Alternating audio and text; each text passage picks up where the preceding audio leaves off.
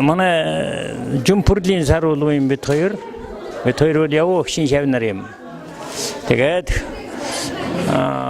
бид тэр хэдэн жилийн өмнө ярьсан да багшийн тухай.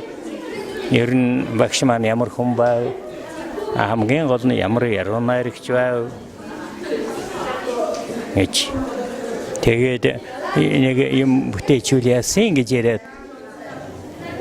Тэгээд нэлээд хугацааны дараа өнөөдөр ингээ гарч явах шиг байна.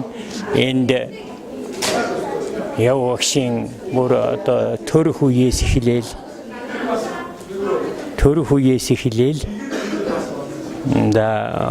бурхан болох хүртэлх янз бүрийн хугацааны янз бүрийн үйл явдал гарсан. Гэхдээ энэ нэг нарийн судалгааны эрдэм шинжилгээний шинжийн юм бишээ.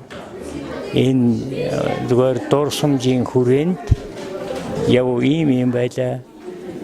Энэ явуу бол ийм тийм нуруутай эх орны иргэн байлаа.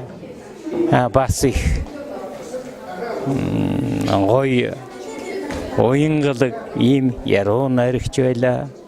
Ард түмэн явуу их хайртай байсан юм аа. Тэр тухай ч гэсэн одоо энд бас санаа байгаа.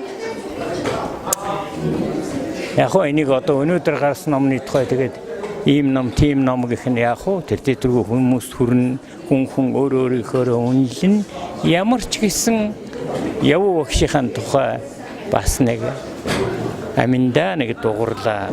Жохон ч гэсэн юм хийчлээ гэж одоо бас баярлж байгаа шүү дээ.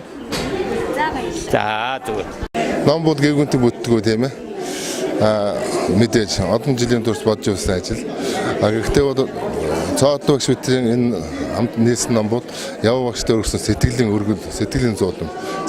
Нэг бас сэтгэлд хүн бол багштай дандаа мөнгөд өртөө байна шүү дээ. Тэгээ үр хөвгдөд эцэгтэй үр хөвгдөд дандаа өртөө байдаг тэрнтэй адилхан. Тэгээ нагой хүнд шаваагээд дуудуулж, шав орж, анхныхаа номыг даатгалуулж байсны өвдөд энэ хүн тухай хизээ нэгэн цагт нэг ямар нэгэн сайхан шавийн сэтгэлээс гарсан тийм нэг албаны маяг юм биш сэтгэлийн өөр хэн ч мэдж болмооргүй тийм нарийн тийм өөрийн чадлын хэмжээгээр бичиж гэж бодож бид тэр хоёр шавийн хөл сэтгэл нийлээд энэ номыг бүтээсэн юм аа. Тэгээ энэ номыг өнөөдөр бид үлгэж явлаа хүмүүс төрөж байна. Энэ номыг бүтээхэд олон төрхөд Чингэлдээ дүүргийн засаг даргын 5 газар бол сайхан дэмжлэг үзүүлсэнд баярлалаа. Өнөөдөр номын нэт боллоо. За болно доо. Их явуулан гэдэг хүн бол Монголын 20 дугаар зууны яруу найраг төдийгүй 21 дугаар зууны яруу найрагчдын тэтэн болсон хүн л дээ. Яагаад тэтэн болсон бэ гэхээр Монголын яруу найргийг ухаанлуу мэрэгжлийн яруу найраг гэдгийг тэр онол руу хамгийн их ойртуулж чадсан яруу найрагч бол Бэгзийн явуулан. Бэгзийн явуулан яруу найрагчаас гадна том соён гэгээр үлгэж байна. Явуулан гэдэг хүний тухай хүн болгонд дурсамж байдаг.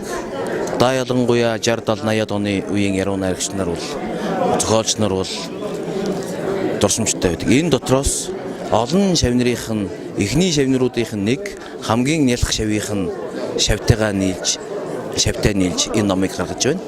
Явуу багш гэдэг энэ ном бол утга зохиолын ертөнц рүү ойртгоосоо илүү их сэтгэлийн ертөнц рүү ойртсон ном болсон байна гэж би ингэж харж байгаа. Тэгээд энэ номыг бүтээсэн бас энэ Чингэлдээ бүтээлцэхэд их өв нэмрээ оруулсан Чингэлдээ дүүргийн бас удирдлагуудад утга зохиолчдынхоо яруу найрагч зохиолчдынхоо өмнөөс баярлалаа гэдгийг хэлэх ёстой. Тэгээ ер нь бол өнөөдөр бид нар их баярлалаа эсвэл их тийм хөнгөн шоу өөрснийхөө хөдөлмөрийг тэр бүтээлийг хөдөлмөрийнхөө үр шимийг цэцгаас илүү тархилуу ойртсон тэр зүйл рүү бас явж байгаа нэг сайхан зүйл юм. Тэгээд өнөөдөр 23 дугаар сургууль дээр номынх нь баяр болж байна л да. Энэ бол санаандгүй зүйл биш баг. Энэ бол явуугийн их цэцэрлэгийг ингэрдэн залсан их сургууль.